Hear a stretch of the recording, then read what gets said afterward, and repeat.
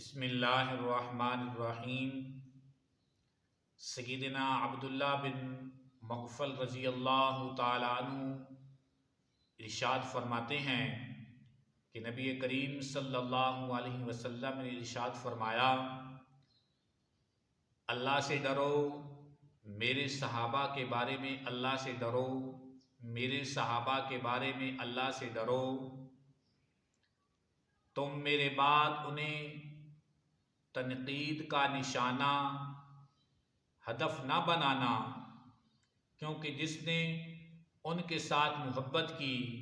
گویا اس نے میری وجہ سے ان کے ساتھ محبت کی، اور جس نے ان کے ساتھ بغض رکھا، آپ نے فرمایا اس آدمی نے میرے ساتھ بغض ہونے کی وجہ سے میرے صحابہ کے ساتھ بغض رکھا۔ تو آپ علیہ الصلاۃ والسلام نے فرمایا، جو ان سے محبت کرتا ہے وہ مجھ سے محبت کرتا ہے، جو مجھ سے محبت کرتا ہے وہ اللہ سے محبت کرتا ہے۔ تو فرمایا جس نے ان کو تنقید کا نشانہ بنایا یا بغض دل میں رکھا،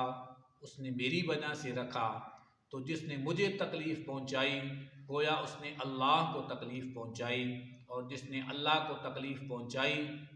آپ نے فرمایا کہ ان قریب اللہ اس کو پکڑ لے گا۔ اور حضور علیہ الصلاۃ والسلام کی اس فرامین سے پتہ چلتا ہے کہ آپ علیہ الصلاۃ والسلام سے محبت کی علامت آپ کی یاروں یعنی اصحاب پیغمبر سے محبت کرنا نبی پاک صلی اللہ علیہ وسلم سے محبت کی علامت ہے۔ اللہ رب العالمین ہم سب کو